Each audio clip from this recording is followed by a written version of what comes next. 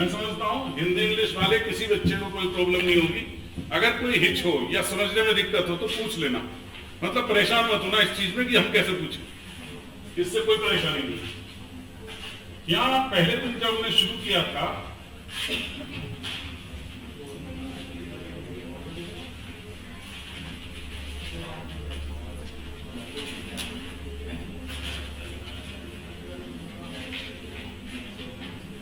We the people of India, that is the basic concept behind Indian Constitution and the nature of the Indian democracy. यहां से हम क्या लेते हैं, बहुत संक्षेप में देखें। हम इस कॉन्स्टिट्यूशन को बनाने वाले हैं। ये कॉन्स्टिट्यूशन हम व्यक्तियों के माध्यम से, भारत के नागरिकों के माध्यम से बना।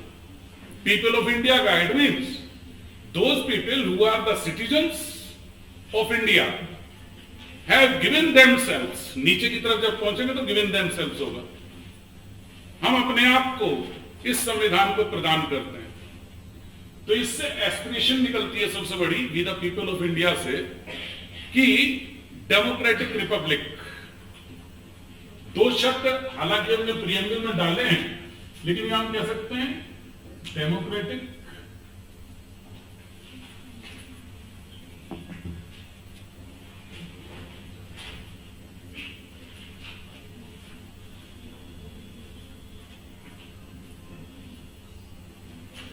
रिपब्लिक को हम जनतंत्र कहते हैं, गणतंत्र कहते हैं, प्रजातांत्रिक गणतंत्र।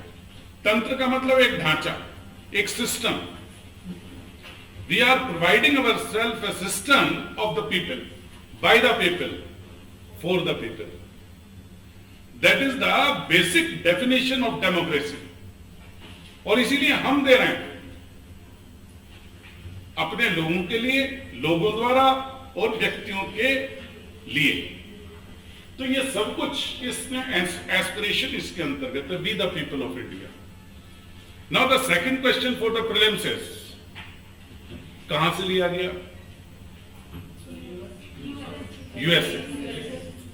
अमेरिकन संविधान में 1757 या 87 कॉन्स्टिट्यूशन बना अमेरिका का, और वहां से हमने इसे ड्रॉ किया। लेकिन हमें एक चीज और याद रखनी है, जब हम इंटरनेशनल रिलेशन पढ़ते हैं, यूएन चार्टर पढ़ते हैं, तो यूएन चार्टर में भी we the people of United Nations लिखा हुआ है।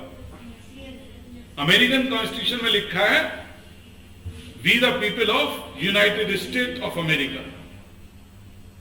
तो इसलिए हमें याद रखना है we draw this particular thing from USA,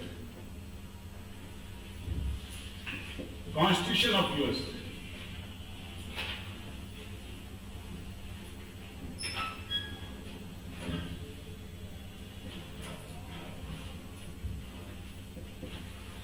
इसके साथ साथ लिख लेना यूएन चार्टर, क्योंकि हमारा एस्पिरेशन यूएन चार्टर से ज्यादा ये रहा, इसीलिए जब भी कई प्रीलिम्स का क्वेश्चन आता है तो हमें कंसीडर करना है यूएसए। अब इसके साथ दूसरी चीज आई कि हम क्या देने का प्रयास करेंगे, कैसा भारत। जब आप छोटे छोटे से पैदा हुए होंगे, माँ बाप ने निर्धारित किया होगा ये बनेगा, ये ऐसा बनेगा, और उसके आधार पे क्या रखा, उसका नाम रख दिया। हर एक का नाम किसी अर्थ के साथ है, बिना अर्थ के नहीं है। At the time when we were adopting our new system in the form of a constitution, ये कॉन्स्टिट्यूशन हमें चलने का ढंग बताता है, देश को कैसे चलाना है। उन रूल्स को किसी लॉ ऑफ लैंड की तरह से हम कहते हैं, it is the supreme law of land by which we carry on a nation. उसके अंतर्गत दिए गए सिद्धांत। अब क्या हमारे एस्पिरेशन है, यहां में बहुत विशेष रूप से देखना है। पहली लाइन हमें ध्यान रखनी है, बहुत लंबा समय इसमें नहीं लूंगा क्योंकि पहले इसमें लंबा समय हो चुका है, जिससे कि आपका कोर्स कहीं तक तो पहुंचे कम से कम। सबसे पहली चीज हम यहां प्रयोग करते हैं सोवरेन।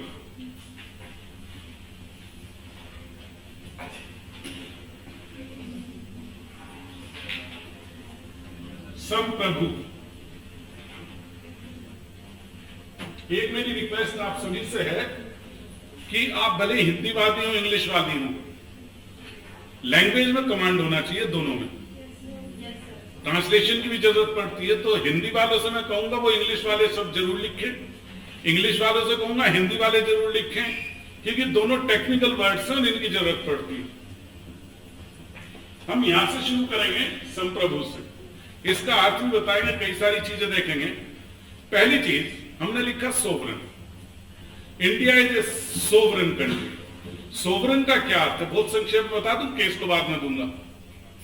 सोवरेन का मतलब है we are free to take our own decisions. We are not bound by the order of America, we are not bound by the order of England. अब तक थे 1947 तक। We were bound by the ordinances and the orders and the rules of British government। लेकिन हमने घोषणा की कि हम सोवरेन होंगे, स्वतंत्र होंगे, हम अपनी निर्णय स्वयं लेंगे। कौन से निर्णय? मेरा देश के अंतर्गत किस तरह का शासन हो, हम यहां अपने अंतर्गत लॉ कैसे बनाएं। तो स्टेट को इस शब्द के माध्यम से एक शक्ति मिलती है कि हम अपने नागरिकों के लिए, अपने व्यक्तियों के लिए किस तरह का कानून बनाएं। उसमें हम किसी अन्य से आबद्ध नहीं, बस इसका एक प्रोविजो है। यदि हम director principle of state policy देखते हैं, लेकिन वहां उसको लागू करने के लिए भी एक चीज जरूरी है कि संसद की स्वीकृति आवश्यक है। हमने वहां लिखा है we shall be abide by our treaties in UNO, United Nations के अंतर्गत जो ट्रीटी होती है, मल्टीनेशनल ट्रीटी होती है, कन्वेंशंस हैं। भाई सेमिनार हुई, मीटिंग हुई, उसमें निर्णय लिया गया, तो संकल्प लिया गया, उससे हम आबद्ध होंगे। लेकिन उसके लिए भी हम संसद में कानून पास करते हैं, तब आबद्ध होते हैं। बहुत संक्षेप में बताना चाहूंगा एक एग्जाम्पल, बहुत गहराई तक समझना है तो परेशान मत होना, क्योंकि वो लीगल चीजों से ज्यादा जुड़ा है। हमने कहा कि ग्लोबलाइजेशन, ग्लोबलाइजेशन का क्या अर्थ है बेटा? वैश्वीकरण, टेम्परेचर से नहीं, वैश्वीकरण मतलब व्यापार का विश्वव्यापी चीजें फैले, वैश्वीकरण। और उसके लिए यूएनओ ने एक कॉन्फ्रेंस रखी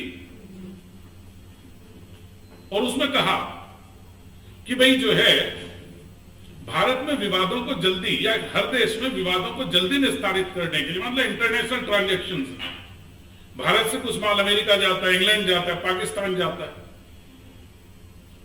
वहां से भारत आता है, तो उनके बीच में जो विवाद हों उन्हें जल्दी से निस्तारित किया जा सके, तो इसके लिए कुछ ना कुछ व्यवस्था हर देश को अपने यहां करनी चाहिए। कहां कन्वेंशन कौन सी हुई? यूएनओ वाली है। उसे हमने इनकॉर्पोरेट किया पार्लियामेंट के माध्यम से। अब because what was the need of the parliament? Because we are sovereign. Without the authority of the parliament we can't implement that particular convention of UNO2।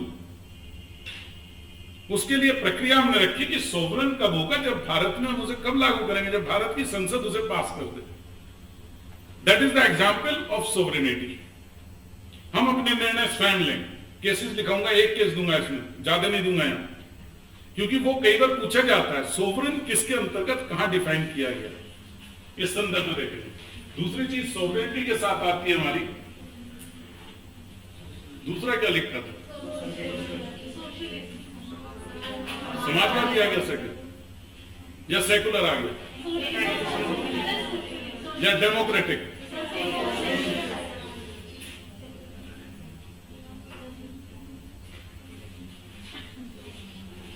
Socialistic third में आना चाहिए। सोशलिस्टिक, सोशलिस्ट और समाजवादी। समाजवादी का अर्थ क्या है? कि सबके पास मिनिमम आवश्यकता की चीजें उपलब्ध हों। एक व्यक्ति के जीने के लिए क्या क्या चीज जरूरी है वो उसके पास होनी चाहिए। और इस स्थिति को यह रखा गया सेकुलर। जी, इसे पंथ निरपेक्ष कहेंगे।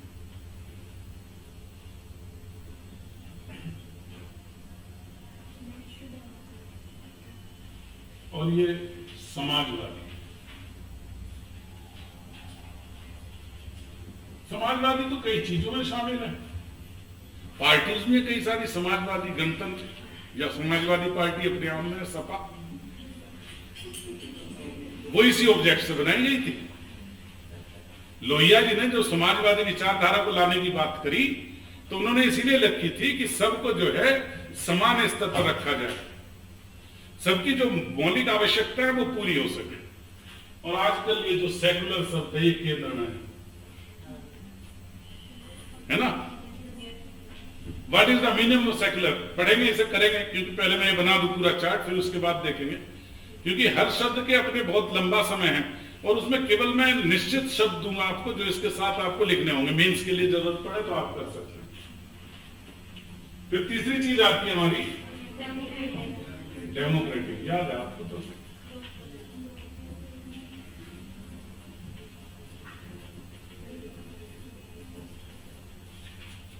मैंने पिछली क्लास में बताया था कि ये क्रम इसका याद रखना। पीसीएस में तो कई बार आया हुआ क्वेश्चन है, which one of the following is the correct sequence, और वहां इधर उधर करके देते हैं। विशेष रूप से कंफ्यूजन होता है 3S में। ये बता दिया था, मैं नहीं समझता बहुत बताने की जरूरत है। इसी क्रम को याद रखना। प्रीलिम्स का एक क्वेश्चन है, सीधे सीधे सीक्वेंस 4 बिगाड़ करके देंगे, 1 सही दे देंगे। तो यहां देखें, इस चीज को हमें देखना है, हम भारत को इस रूप में बनाना चाहते हैं। ये हमारी विशेषताएं हैं जो हम अपने देश में देखना चाहते हैं। लेकिन इन विशेषताओं को देने के लिए, विशेष रूप से सोशलिस्टिक विचारधारा को या सेक्युलर को देने के लिए हमें कुछ करना पड़ेगा। यहां 3 शब्द ऐसे हैं जो ओरिजिनल प्रीएम्बल में नहीं थे, एक नीचे मिलेगा। अब इन दोनों की हम बात करें, 42nd कॉन्स्टिट्यूशनल अमेंडमेंट।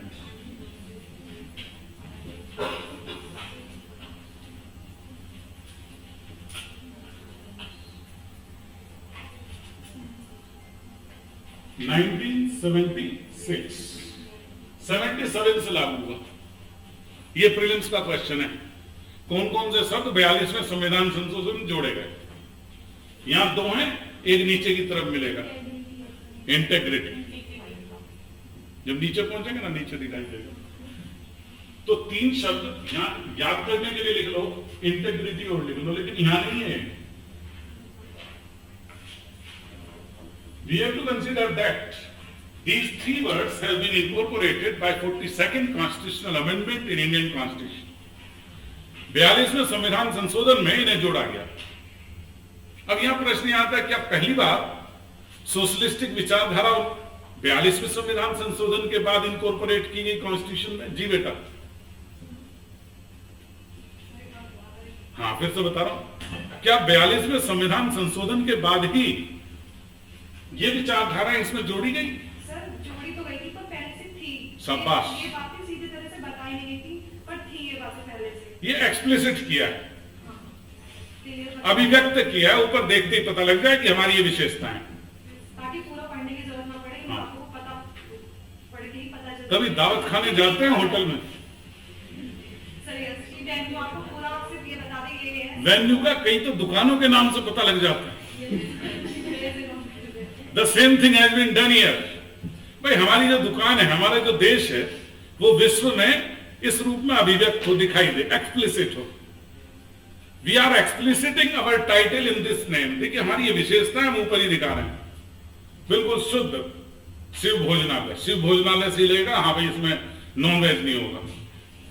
आइए सर, आ जाओ। इनकी भी ड्यूटी ठीक है, रोजा रखा। नमस्कार, आपको बधाई हो पूरी तरह से। अरे सर, आपका प्यार है, बधाई आपको ही है। बैठ जा भाई।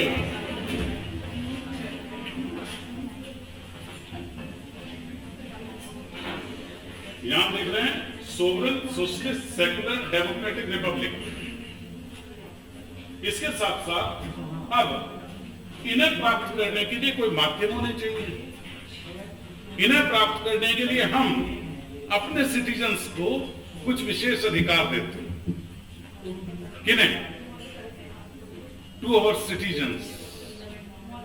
अब ये प्री का क्वेश्चन है कि ये लिबर्टी, इक्वलिटी और जस्टिस ये किसे दिए गए? 4 चीजें। सिटीजन्स, ये शब्द याद रखना, ओनली टू द सिटीजन्स।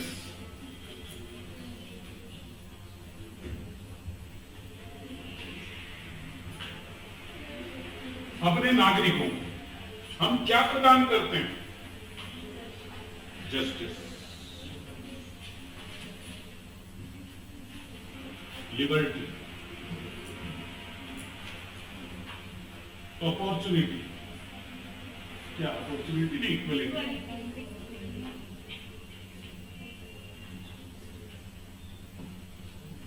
और लास्ट में एक चीज और बच जाती है, फ्रेटर्निटी से। इससे याद कर लेना पूरी तरह।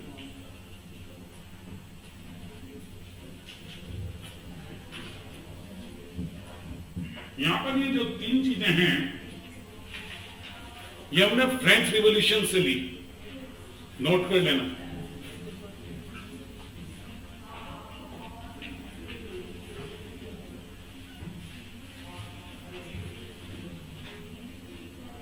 फ्रेंच रिवॉल्यूशन,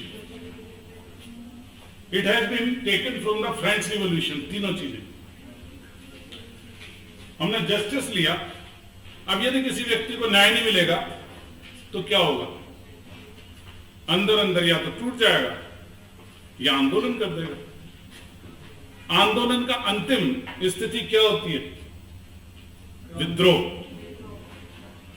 सरकार उसे विद्रोह कहती है, करने वाले से क्रांति कहते हैं। पहली करने जाना होगा तो नहीं सर, अभी ठीक। हाँ जी, क्लियर है? मैं समझता हूं। विद्रोह कौन कहता है? सरकार उसे विद्रोह कहती है। एक ही चीज है, चश्मे अलग अलग, देखने का ढंग अलग अलग है। जैसा चश्मा लगा लोगे, जिस पार्टी में बैठोगे, उस चीज को वही कहना शुरू कर देंगे। इसलिए एक झगड़ा रहा। अंग्रेज हमारे प्रथम स्वतंत्रता संग्राम को म्यूटनी कहते थे, म्यूटनी, गदर। लेकिन हम स्वतंत्रता संग्राम चीज एक है, घटना एक घटी, लोग मरे वो भी उतने ही मरे, सैनिक मरे वो भी उतने मरे, लेकिन हम उससे प्रथम स्वतंत्रता संग्राम कहते हैं। तो देखने के नजरिए के ऊपर है, हमारे इंटरेस्ट के ऊपर है। तो यहां सभी को यह चीज मिल सके। अब अगर कहीं किसी देश में जस्टिस नहीं है, इक्वलिटी नहीं है, फ्रेटर्निटी नहीं है, तो क्या होगा? विद्रोह हो सकता है, और यह खूनी विद्रोह में बदल सकता है, तख्ता पलट हो सकता है। खूनी विद्रोह के माध्यम से तख्ता पलट करने के बजाय अगर हम डेमोक्रेटिक ढंग से तख्ता बदले तो क्या अच्छा रहेगा। तो इसलिए हमने क्या अपनाया? Democratic system. That was the only thing. और इन सब चीजों, सोशलिस्टिक विचारधारा तब तक नहीं आएगी जब तक कि जस्टिस ना हो। सीधा कनेक्शन है जस्टिस का सोशलिस्ट और सेकुलर से। सेकुलर और सोशलिस्ट उसी जगह होंगे जब जस्टिस होगा। इसीलिए जस्टिस 3 तरह का दिया गया। कौन कौन सा था?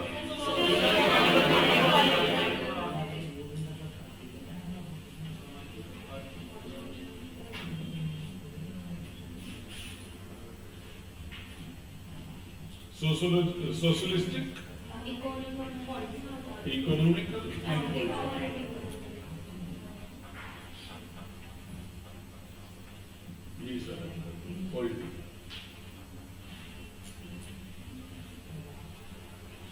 इस पर व्याख्यान अलग होगा।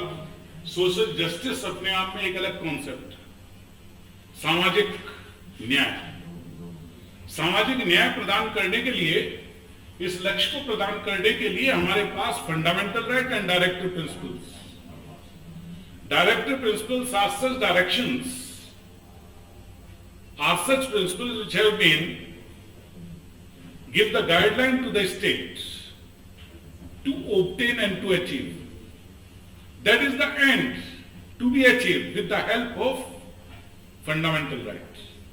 तो एक कनेक्टिविटी है, preamble, fundamental right and directive principle. और कई बार एक क्वेश्चन आता है, which one of the following is the golden triangle in our constitution, of our constitution? से नोट कर लेना, स्वर्णिम त्रिभुज, निम्न में से कौन संविधान का स्वर्णिम त्रिभुज बनाता है? Which one of the following provides golden triangle of Indian Constitution? उसका आंसर है preamble, fundamental right and directive principles. याद रखना, ये गोल्डन ट्रायंगल क्यों कहा गया? Preamble, fundamental rights and directive principles of state policy. मतलब प्रिएम्बल तो है part 3 of the constitution and part 4 of the constitution. अब क्यों कहा गया ये? क्योंकि प्रिएम्बल हमारे लिए निर्धारित करता है उन लक्ष्यों को, उनके लिए डायरेक्शन दिए गए, टाइम टेबल बनाया गया directive principles of state policy में। और उन directive principle of state policy में जो पॉलिसी निर्धारित होंगी इन लक्ष्यों को प्राप्त करने के लिए, उनके लिए माध्यम क्या होगा, मीन्स क्या होगा, that will be fundamental right. यहां हम जस्टिस की जब बात करते हैं, social, economic and political justice, इस पॉलिटिकल जस्टिस कब मिलेगा, सोशल जस्टिस कब मिलेगा? जब समाज के जितने वर्ग हैं उनको समान स्तर पर रखा जाए, असमान के बीच समानता ना हो। और इस चीज को प्राप्त करने के लिए, जस्टिस को प्राप्त करने के लिए यहां पर एक विशेष सामाजिक, एक तरह से सोशल जस्टिस हो गया, जस्टिस ना रहकर ये पूरा सोशल जस्टिस है। और इसे प्राप्त करने के लिए हमारे पास 3-4 चीजें आ जाती हैं। सोशल जस्टिस कैसे मिलेगा? इसके लिए एक पूरा खंड दिया है, आर्टिकल 14, 15, 16, 17, 18, पूरा स्तर की समानता, अस्पृश्यता का अंत, अनटचेबिलिटी समाप्त हो, सब वर्ग के सभी लोग समान स्तर पर रहे। कितना अच्छा लग रहा है।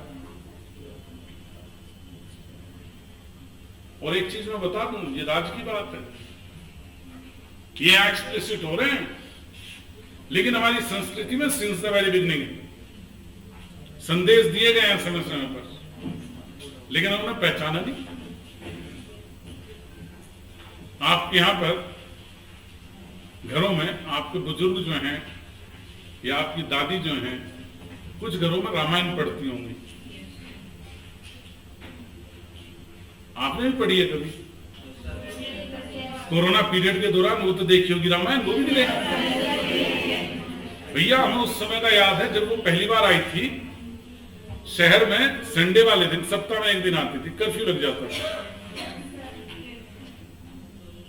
लेकिन एक चीज मैं बता दूं, जब इन ग्रंथों को पढ़ें, धर्म ग्रंथ नहीं है, जीवन ग्रंथ है। इसका किसी धर्म से लेना देना नहीं है। ठीक है, रामचंद्र जी थे, भगवान जी थे, हम भी घंटे बजा देते हैं, लोग बागी जाकर नाक रगड़ देते हैं, लेकिन भगवान जी ने कहा क्या था? उनके नाम के साथ जुड़ा है मर्यादा पुरुषोत्तम राम। और यदि हम उनके नाम पर उद्दंडता करते हैं तो हाउ इट इज एक्सेप्टेबल? सोचने की बात है। हमने रामायण पढ़ी पिछले समय में, अब तो मैं नहीं कह सकता, पिछले समय में हमारे यहां पर वर्ग विभेद बहुत भयंकर था, जाति प्रथा भयंकर स्थिति में थी। अब भी कुछ लोगों में रंगों में है। हम रामायण पढ़ते, पूरा भिलनी का कहानी पढ़ ली पूरी, लेकिन जब नंबर आया किसी ऐसे व्यक्ति के साथ बात करने का जो वर्ण व्यवस्था में नीचे है, तो हम उस रामायण को भूल जाते हैं। रामचंद्र जी ने तो बहुत पहले कह दिया। उसी चीज को हमने सोशलिस्टिक विचारधारा के अंतर्गत यहां डाला, स्टेटस की समानता। एक तरह से सब कॉन्सेप्ट कहीं ना कहीं हम वहीं से ले रहे हैं अपने प्राचीन ग्रंथों से। और रामायण का जो मूल स्वरूप है, रामायण का कह रहा हूं, भारतीय संविधान का, उसमें जितने हमारे हिस्टोरिकल चीजें हैं उन सब की पिक्चराइजेशन की गई है। और किसने पिक्चराइजेशन की है, यह आपके लिए क्वेश्चन है। उस पर जो पिक्चर बनी है, प्रिंट बनी है, वो एक बहुत अच्छा कलाकार है, मालूम है ना? यह आपके लिए होमवर्क है। गूगल प्रयोग करते हो? क्या देखते हो उसमें, अगर ये भी नहीं देखा तो? वो बहुत जबरदस्त आर्टिस्ट रहे हैं, उनके द्वारा की गई ये कलाकृति है। और ये आपके लिए होमवर्क है, इसे ढूंढना है ना। सारी चीज पकी पकाई क्यों लेंगे?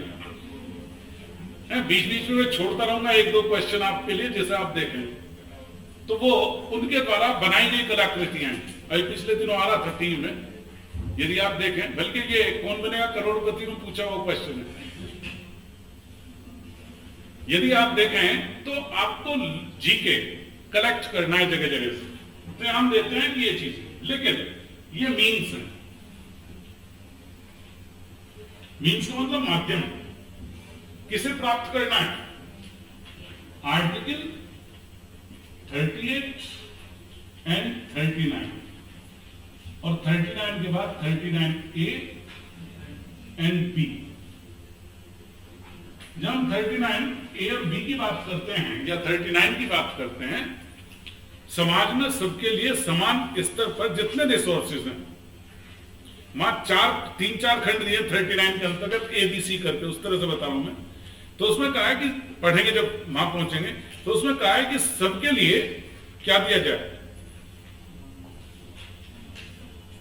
जितने हमारे नेशनल रिसोर्सेज हैं, जितने हमारे संसाधन हैं, उसका इक्वल डिस्ट्रीब्यूशन किया जाए। और पर्टिकुलर केस पे एक मैं कहा, उस समय बताया केस ज्यादा याद नहीं करना, जो जरूरी है वो कराएंगे। Equal distribution of the national cake, ये शब्द प्रयोग किए गए। समान वितरण होना चाहिए। ये कब होगा? जब जस्टिस कब होगा? जब इक्वलिटी होगी। इक्वलिटी किस चीज की? अब इसका मतलब जस्टिस बिना इक्वलिटी के नहीं हो सकता। बोथ हैव द कनेक्टिविटी, इनके बीच में तो ऐसा लगता है पहले से ये मुझे में जस्टिस बिना इक्वलिटी के नहीं हो सकता। और इक्वलिटी कहां दिया गया है? फिर यही आगे जस्टिस के साथ हम देखते हैं ये इक्वलिटी की तो चीज है। देखो ये कनेक्टिविटी आ गई, 14 में इक्वलिटी बताया। बिना इसके जस्टिस नहीं मिलेगा, इसलिए तीनों चीजें मिल जाती हैं। यहां जरूर एक चीज में देना चाहूंगा, लिबर्टी किस किस चीज की? विचार, अभिव्यक्ति, विश्वास, धर्म और उपासना की स्वतंत्रता है जी। विचार का मतलब है थॉट, एक्सप्रेशन, बिलीफ। और ये भी क्रम पूछा गया है प्रीलिम्स में।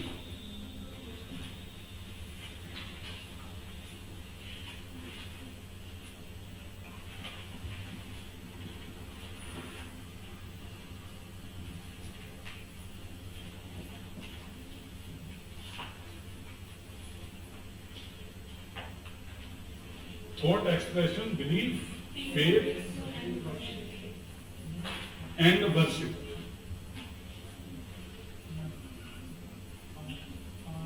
ये इसी क्रम में याद रख लेना। भाई साहब यहां वर्शिप की बात कर रहे, सेक्युलरिज्म याद है दिया। ये तो पहले से ही था, फिर सेक्युलरिज्म की क्या जरूरत थी? सबको अपनी अनुसार आस्था रखने का, विश्वास रखने का, पूजा करने का, किस ढंग से, किस पद्धति से हम पूजा करें, उसकी सबको स्वतंत्रता हो। अगर ये स्वतंत्रता मिलेगी तो सेक्युलर तो देश होगा ही। उस सेक्युलर टारगेट को प्राप्त करने के लिए ये आवश्यक है। हम किसी की पूजा पाठ में, किसी अन्य चीजों में बाधा न डालें, सबकी अपनी स्वतंत्रता हो। जो integral part of a religion है उन्हें मानने की सबको संपूर्ण रूप से पृथक, पूर्ण रूप से स्वतंत्रता हो। लेकिन क्या है स्वतंत्रता अनलिमिटेड हो सकती है? इस स्वतंत्रता के लिए हम आर्टिकल 19 को याद करेंगे। और आर्टिकल 19 पर जो रेस्ट्रिक्शन लगती है क्लोज 2 से 6 तक, उन्हें इसके साथ रखते चलेंगे। यहीं पर जब हम देख रहे हैं यहां लिख लो आर्टिकल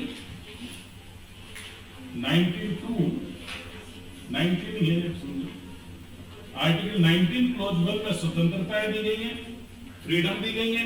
और ये फ्रीडम कहीं ना कहीं इस चीज को हमें देती है, थॉट एक्सप्रेशन, बिलीफ, फेथ और वर्शिप की स्वतंत्रता। लेकिन ये जो रेस्ट्रिक्शन लगाए गए ये आर्टिकल 19 से 19(2) से 6 तक दिए गए, क्लोज 2 से क्लोज 6 तक। व्यक्तियों के स्वास्थ्य, पब्लिक ऑर्डर, कानून व्यवस्था, इन चीजों को ध्यान में रखते हुए सरकार इन्हें नियंत्रित कर सकती है। और इसके साथ साथ आर्टिकल 25-26 कहता है कि सरकार को किसी धार्मिक चीजों के साथ जुड़ करके उसके जितने सेकुलर पार्ट हैं उसे नियंत्रित करने की स्वतंत्रता है। कौन कौन से ऐसे पार्ट हैं जिन्हें हम कह सकते हैं लॉ ऑर्डर के लिए जरूरी है? कभी कुछ लोग वैष्णो देवी गए हैं, मक्का मदीना भी गए होंगे, कोई गए, वो हज पर गए कोई आप में से? आपके घर में से तो गया ही होगा कोई। जब वो जाते हैं उससे पहले उन्हें इंजेक्शन लगाते हैं। क्यों लगाते हैं भाई? ये उसके साथ जुड़ी हुई सेकुलर एक्टिविटी है और ये फंडामेंटल राइट के अंतर्गत है। आर्टिकल 21 में हर व्यक्ति को स्वास्थ्य की सुविधाएं प्राप्त। It is totally connected with article 21। Freedom है, बहुत अच्छी बात। मैं कहता हूं जी कि मैं वैष्णो देवी जाऊंगा और वहीं जाकर के गोला वहीं फोड़ूंगा देवी जी के पैरों में। आज तक मैं नहीं समझता कोई फोड़ पाया होगा। तो मेरी धार्मिक भावना आहत हो जानी चाहिए। भाई साहब, हमारे धर्म ग्रंथों में तो लिखा है देवी जी को वहीं जाकर के फोड़ो और फिर सबको प्रसाद बांटो। हमें तो वो पुलिस वाला भाई चल लाइन में लग, ला पकड़ा इधर चल, वो भाई देवी जी का ले रहा है। तो फिर हमारा कॉन्स्टिट्यूशन कैसे सेकुलर है? कैसे हमें लिबर्टी अपनी मर्जी से पूजा करनी? मेरे तो मन पूजा कर रहा है, वहीं जाके करूंगा मैं। इसके पीछे क्या है? Secular activities can be controlled by the state. एक बार क्या हुआ, देखो बड़े इंटरेस्ट के साथ आप पढ़ें। हरिद्वार में कुंभ का मेला लगा। एक वहां पर अंडे बेचने वाला था। उसने कहा जी अंडे तो हम ही बेचते हैं, हमारा व्यवसाय का मामला। आर्टिकल 19 में दिया हमें व्यवसाय। आर्टिकल 19 के सब क्लोज 1(6) में कहा है हर व्यक्ति को अपने पसंद के व्यवसाय को करने की स्वतंत्रता है। लेकिन इसके अंतर्गत यह स्वतंत्रता नहीं। मैं वकील हूं, कोरोना पीरियड में काम नहीं चला, हमने देखा मजा तो बस मेडिकल प्रोफेशन का है। अब वो तो मेरे बस की नहीं था कि मैं साइंस की सारी दवाई याद करता। 5-7 मीठी गोली सी रखी, सीसी रखी और शाम को शटर खुला, दुकान लगा दी। किसकी? होम्योपैथी। पुलिस आई, लाइसेंस का है। कैसा लाइसेंस? मुझे आर्टिकल 19 सब क्लोज 1(6) में मैंने कॉन्स्टिट्यूशन दिखा बकायदा। सब क्लोज 1(g) में अपनी पसंद का व्यापार करने की सोच मैं करता हूं। आप में से पुलिस वाला कौन बनना चाहता है? एसएसपी। पीछे में तो बनना चाहते हैं। सब बिना बात क्वेश्चन आओगे, फायदा क्या, हम तो नीचे रखो। चलो मैं आपको बनाता हूं एसएसपी। पीछे जो पहने हुए हैं, पहने तो सभी हैं, ये व्हाइट शर्ट वाले, नाम तो नहीं पता, ये दिक्कत। आप एसएसपी हैं। दरोगा जी ने सल्यूट करके कहा सर वो तो वहां दुकान खोले बैठा है मीठी गोली की और कॉन्स्टिट्यूशन दिखा रहा है, आप क्या कहोगे? आपसे ही कह रहा हूं, पीछे मत देखो। आप उसे क्या कहोगे? हाँ, फिर से सुन लें। मैं आपको एसएसपी के रूप में देखना चाहता हूं। Now you have to convince that particular person to not to do that particular business. हाँ, हिंदी में बता रहा हूँ मैं। उससे कहता हूँ, पुलिस वाला गया आपके यहाँ से, सब जगह आपने कहा कि भाई देखो कोई गलत ढंग से लोगों को दवाई वगैरह तो नहीं दे रहा। वो गया, अब वो वकील था क्योंकि मेरे जैसा था, समझ लो मैं ही था। मैंने कॉन्स्टिट्यूशन दिखा दिया, देखो इसमें लिखा है आर्टिकल 16 नहीं आर्टिकल 19 क्लोज 1 का जी। उसमें लिखा है every citizen every person has the right to do their work at their choice. अपना व्यापार अपनी मर्जी से कर सकता है, अपने पसंद का व्यापार कहीं भी। मैं देखो जी ये लिख रखा है, मैं तो कॉन्स्टिट्यूशन के अनुसार चल रहा हूं। अब थानेदार ने आपको कहा जाकर सर वो तो ये कह रहा है, कॉन्स्टिट्यूशन दिखा रहा है, मैं तो कुछ नहीं कर सकता, कॉन्स्टिट्यूशन से ऊपर मैं नहीं। आप क्या कहेंगे? अमिताभ बच्चन वाला आंसर नहीं देना जैसा अमिताभ बच्चन पिक्चरों में होता था। आपने पिछली पिक्चरें देखी हो अगर, पूरे ऐसा लगता था बॉम्बे में अकेला ये इंस्पेक्टर है।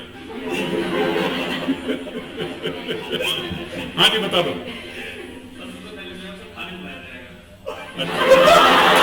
चलो ठीक है, बिल्कुल सही कहा आपने, बिल्कुल सही कह रहे हैं, आगे बढ़ो।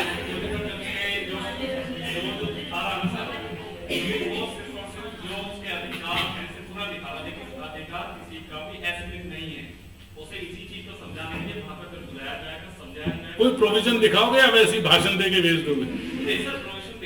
कौन सा प्रोविजन दिखाओगे, बस वो पूछना मुझे तो।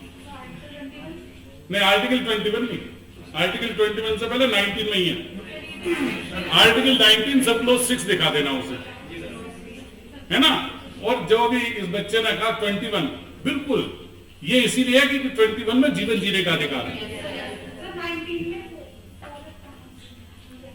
नहीं 19 के अंतर्गत 19 क्लोज 6 है जो व्यापार वाणिज्य पर रोक लगाता है, स्वास्थ्य और ये उस सब को देखते हुए, कानून व्यवस्था इन सब को देखते हुए। लेकिन वो क्यों है? क्योंकि आर्टिकल 19 आर्टिकल 21 के ऊपर अधिकार नहीं रख सकता। आर्टिकल 21 बैठ जाओ बेटा। आर्टिकल क्या नाम है आपका? मनीष कुमार, बहुत बढ़िया साहब भाषण। शुभकामना आपके लिए ये है कि आप IPS अधिकारी बनो, बढ़िया मजा आ जाएगा। लेकिन टाइम लगेगा, मेहनत करनी पड़ेगी, उसके अनुसार जब तक नहीं होगा बड़े परेशानी रहती है।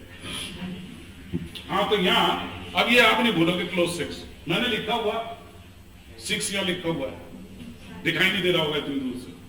अगर दिखाई ना दे तो एक काम कर लिया करो, अपने मोबाइल को वो खोल करके तो बोर्ड दिखाई दे जाएगा, उससे देख लिया करो बड़ा करके। हाँ तो यहाँ हम देखते हैं ये चीजें हम देखते हैं। असल बात है मैं चार्ट इसीलिए नहीं बना चाहता, मैं खो जाता हूँ इसमें। उनका किस तरह अवॉइड हो तो आगे बढ़े, लेकिन क्योंकि अधिकतर लोगों ने ऑनलाइन क्लास में कम लोग थे इसीलिए जरूरी हो जाता है। हमारी नैतिक दायित्व है कि सब तक चीजें पहुंचे। तो ये हम लिबर्टी की बात कर रहे हैं, जस्टिस लिबर्टी। एक एक शब्द का इतना अर्थ है, कई कई घंटे तक भी वो शब्द खत्म नहीं होता अगर सचमुच पढ़ना शुरू करें। लेकिन मैं केवल बेसिक नॉलेज आपको दे रहा हूं जो आपके एग्जाम के लिए बेहद जरूरी है, जिसके बिना तो बात हो ही नहीं सकती। तो इनके ये शब्द याद रखना और इनकी कनेक्टिविटी बहुत जरूरी है याद रखना, क्योंकि प्रियम्बल किस तरह से काम करती है मैं इस चार्ट में वो भी दे रहा हूं। उस वाले चार्ट में नहीं था वो, आज जो मैं दे रहा हूं ये उस चार्ट में नहीं था, पिछले वाले में। यहां मैं जोड़ रहा हूं कि कनेक्टिविटी एक दूसरे के साथ, कि हम प्रियम्बल को लागू कैसे करेंगे। प्रियम्बल चलाने के लिए हमारे पास मशीनरी क्या है और कौन कौन से आर्टिकल कहां कनेक्ट होते हैं। और लास्ट में हम तीसरी चीज आते हैं, इक्वलिटी। किस चीज की? दो चीजों की इक्वलिटी है, equality of status and opportunity. Status की समान,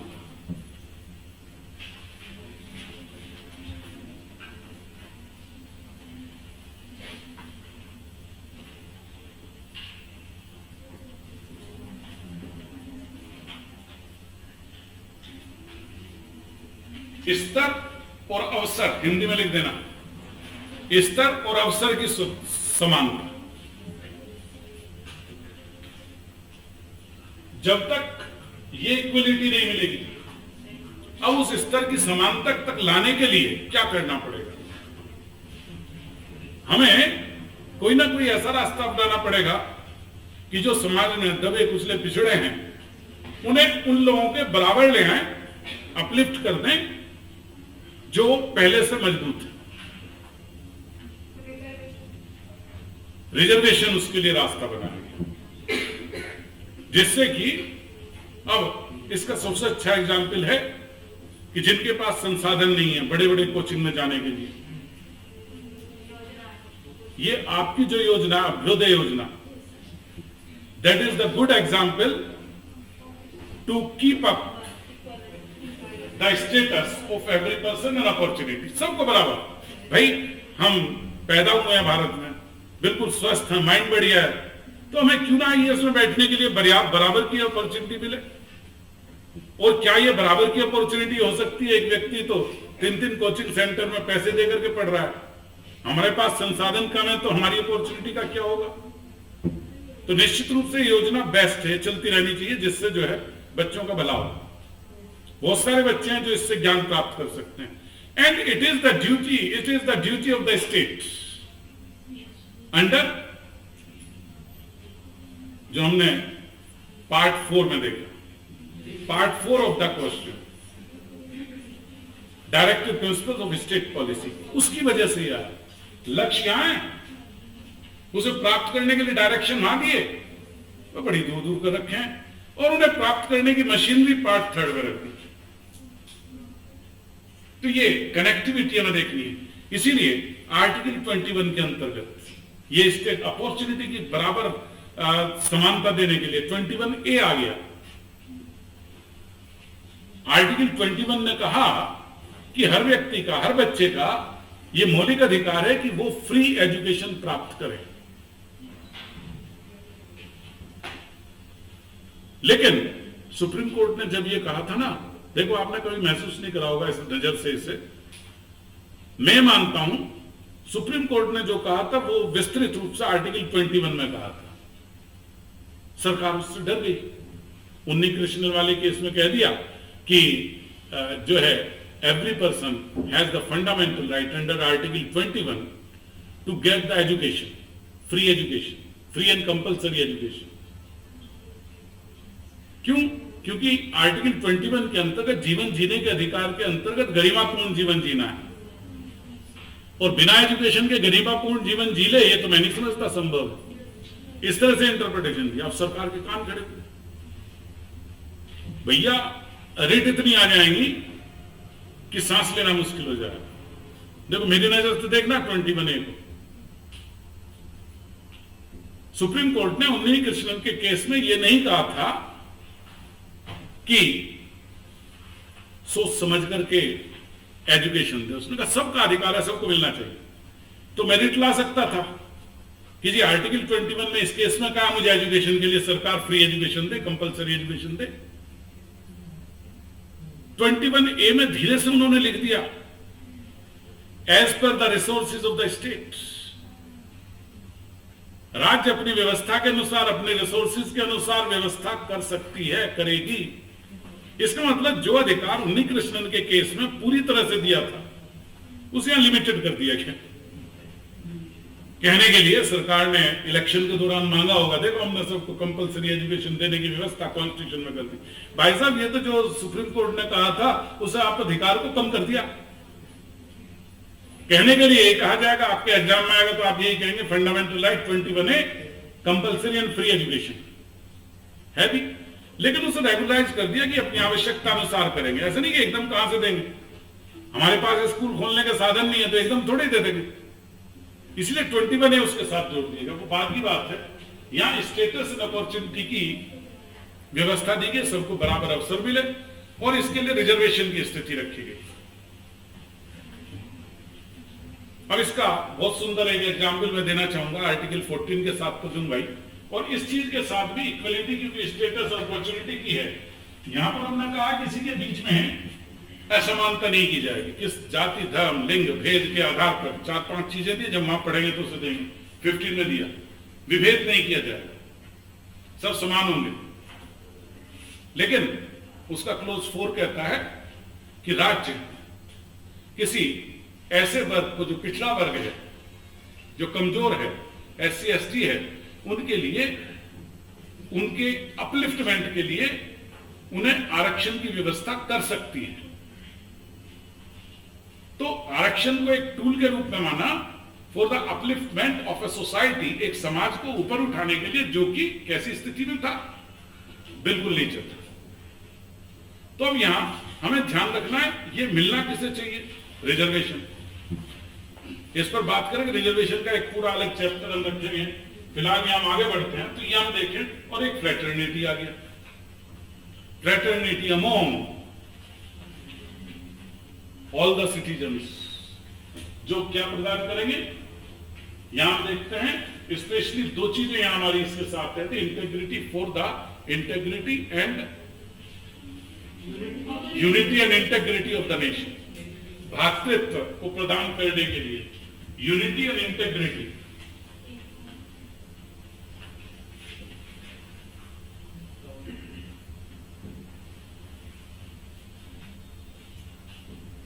यूनिटी पहले से था, इंटेग्रिटी और जोड़ दिया, एकता और अखंडता, अखंडता बाद में जोड़ा गया, क्योंकि ऐसा लग सकता था कि किसी कारण से कोई ये कहने लगे कि हम तो अलग राज्य बनाएंगे, राज्य नहीं बनाएंगे, भारत से स्वतंत्र कर दो। ऐसी स्थिति की छूट भारत में नहीं दी गई, इसलिए संदेश देता है कि हम अविच्छिन्न रूप से इकट्ठे हैं, अलग नहीं होंगे। इंटेग्रिटी शब्द इस चीज को इंडिकेट करता है, इसलिए इंडिकेट करते हुए इंटेग्रिटी को यहां दिया गया। तो बेसिक था। अब इसके नीचे की तरफ जो है ऊपर से जुड़ता है, we the people of India adopt, enact, और तीसरा एक और शब्द है give ourselves on such such date. वो डेट प्रीलिम्स के लिए महत्वपूर्ण है, 26। उस दिन कोई हम, वाह होशियार है बच्चे, लॉ डे मनाते हैं उस दिन, कॉन्स्टिट्यूशन वाले दिन। तो याद रखना लो डे कब बनाया जाता है, उस पर हम देख सकते हैं। तो ये तो हमारी प्रीएम्बल है, लेकिन अब इसके साथ कुछ हमारे शब्द हैं जिन्हें हम देखना चाहेंगे, उनमें कुछ नोट कराना चाहूंगा। ये तो हो गया, ये तो आपके पास आ गया होगा संभवतः, ठीक है जी। अब हम आगे बढ़ते हैं और आगे बढ़ करके हम देखेंगे, किसी इधर कर मैं कर कोई बात नहीं, हो जाएगा।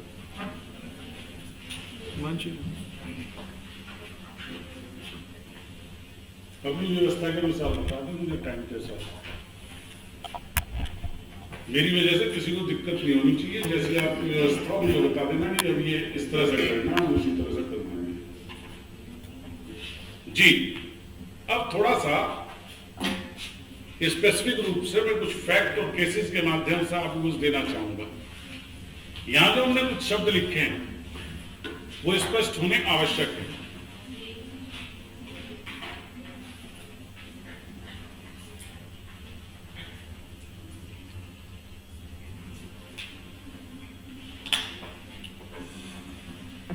सबसे पहला संप्रभुता। When we are considering संप्रभुता, we find sovereignty, और एक केस डालते हैं जिसमें सोवरेनिटी को स्पष्ट किया, उसकी लैंग्वेज में लिखा है। कई बार पूछा जा सकता what do you mean by sovereignty, तो उस केस के साथ आप देंगे तो बेहतर होगा।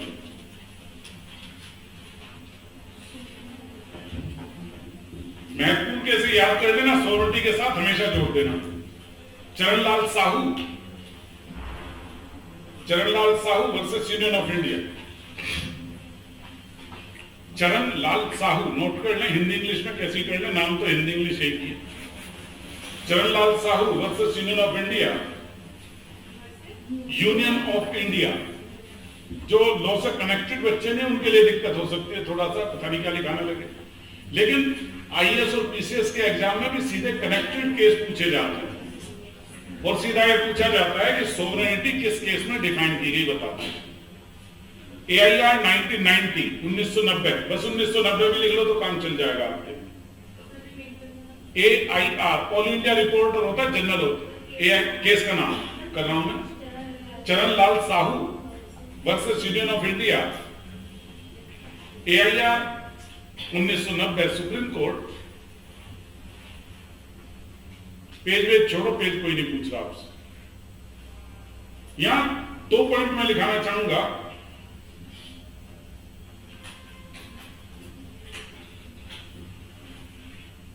सोवरेनिटी लाइज, पहला पॉइंट लिख लें जो इस केस के माध्यम से है। हिंदी में भी लिखाऊंगा, चिंता मत करें, लेकिन जो हिंदी वाले बैठे मत इंग्लिश में लिख लें, भले हिंदी में इंग्लिश लिख लो, भाई जब IAS अधिकारी ना तो कहाँ ट्रांसफर मिल जाए, तो उस स्थिति में कोई इंग्लिश में आगे देने लगा एप्लीकेशन तो परेशानी होगी।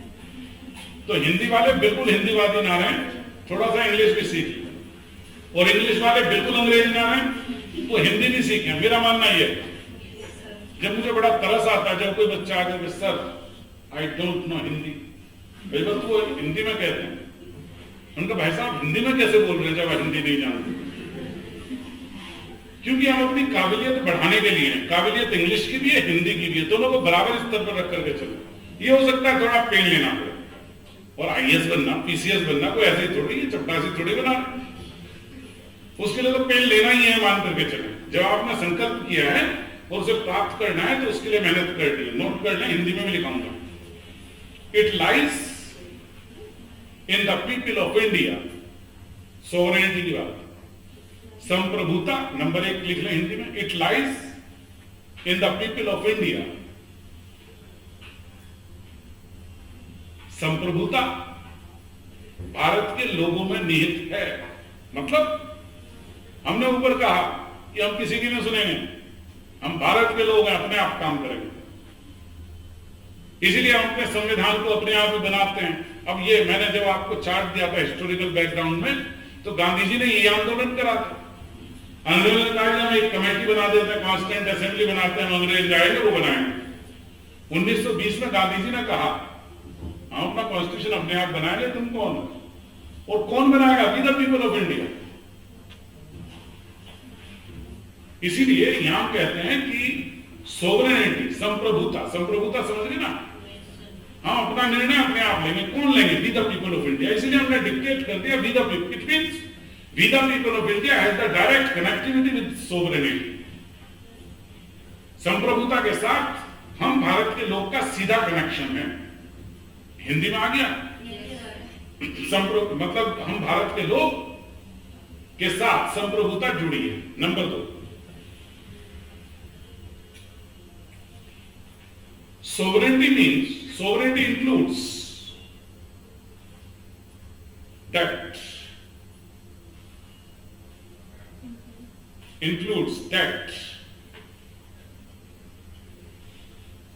our decisions and the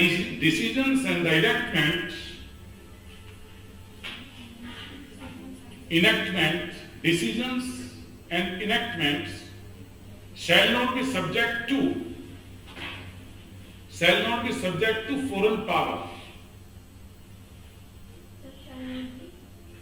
Subject to, SUBJECT, subject to foreign power. Hindi में भी लिखा हूं, ये आपकी हिंदी इंग्लिश की भी ट्रांसलेशन की भी क्लास है। मान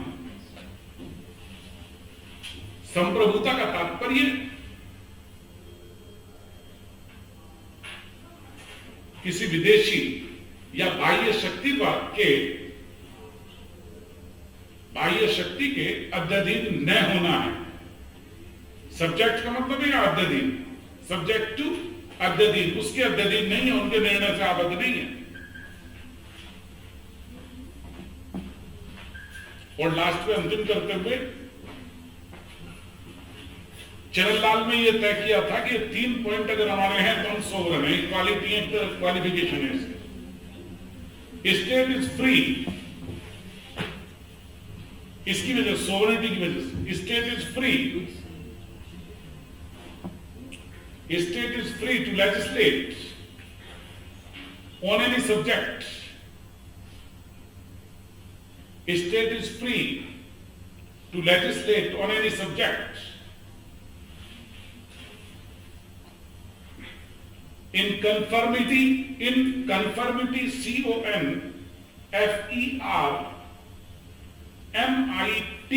conformity।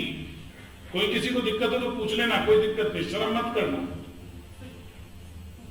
भाई विदेशी लैंग्वेज नहीं आती, क्या दिक्कत है? अगर हम तो पढ़ रहे हैं, स्टूडेंट है, मतलब क्वेश्चन पूछने के लिए कभी भी क्वेश्चन पूछना हो तो मैं सोचूं मैं क्वेश्चन पूछूंगा तो सर डांटेंगे। मुझे बहुत अच्छा लगता है जब बच्चे क्वेश्चन पूछते हैं, इसका मतलब वो इंटरेस्ट ले रहे हैं।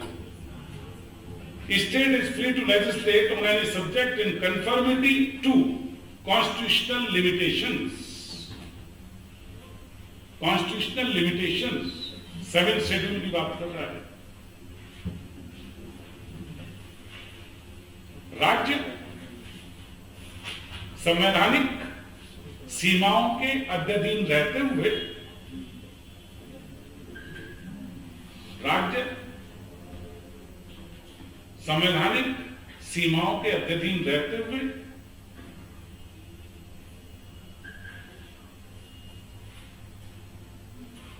उसके अनुपालन में किसी विषय पर विधि निर्माण करने के लिए स्वतंत्र है। यह सोवरेनिटी का लक्षण है। विधि निर्माण करने के लिए स्वतंत्र है। इन दो चीजों से पता लगता है, ये इफेक्ट भी है, ये लक्षण भी है कि हमारा देश सोवरेन है।